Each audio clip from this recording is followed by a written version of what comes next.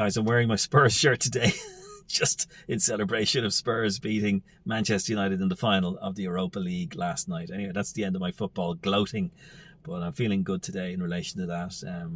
But at the back of my mind, I'm always a little sad and always thinking of Michael Gaine and the terrible, tragic end that came his way, and how he ended up. It's awful story, and I know a lot of people are checking the news daily and checking this page too to find out if there are any updates. 3 updates now to tell you about, and I'm going to get straight into them. I'm not going to waffle on. So the first update is that the person that was brought in for questioning was questioned for 36 hours. There would have been breaks, but they refused to answer any questions.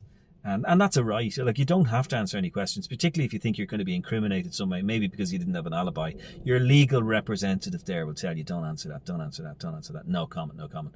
But if you're innocent, you shouldn't have any problem. If I was brought in, I was innocent, didn't do anything, had no connection, I'd answer the questions. I would have a legal representative there, but I'd sort of say, look, I'm happy enough to say, oh, this is what I was doing, didn't do it.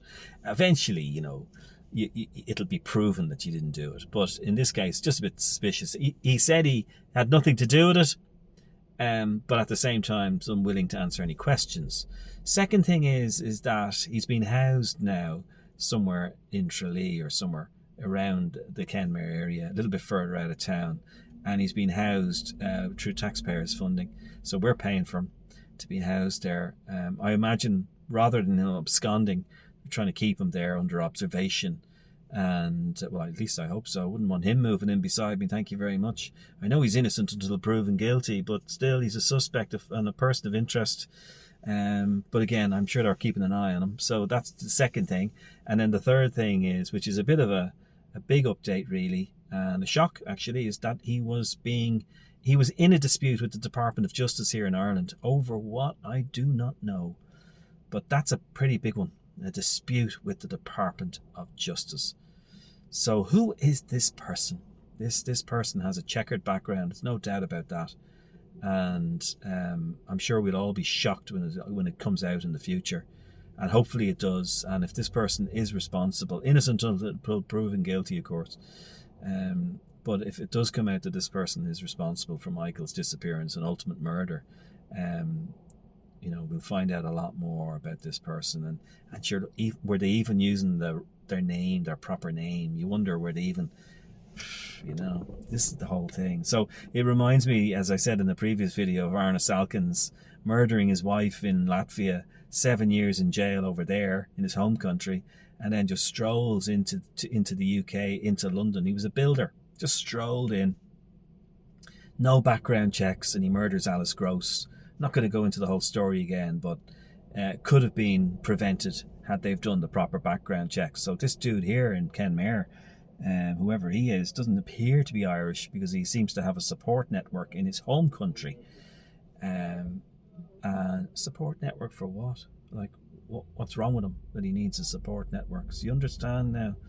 So I don't know. It's just, the whole thing's very odd and very sad. It's a horror story.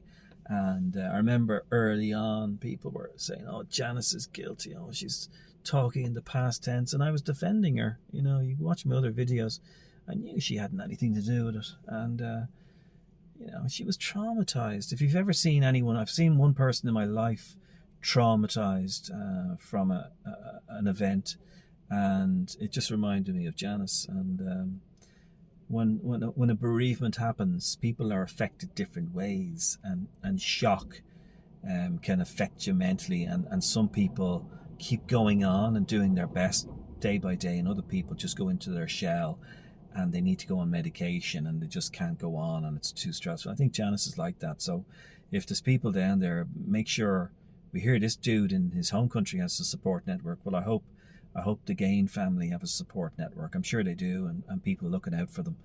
But, you know, this channel isn't about bashing the Gardaí or the government or anything like that. You know, unfortunate situations happen and background checks sometimes aren't done or whatever. We don't know the full circumstances here.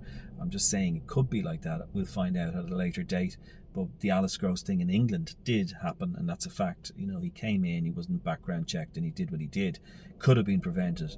But we try and support the Gardaí. I mean, look, when my car was stolen 7, 8 years ago, they were able to locate it and bring the perpetrator who stole it to justice. And I've always had a good relationship with them, and that's the way community policing should work. And they should have a good relationship with us, and we should have a good relationship with them. And this is not me sucking up to them. I'm just saying that's what it should be like. We should all be helping each other. And I know there's political issues out there, and I'm not getting into that. Religion and politics are staying out of this channel. It's about missing people. The channel's called Beyond the Vanishing, and we discuss people who've gone missing. Just in relation to Trevor Deely, I know I did a video a while back. A lot of people have commented on that.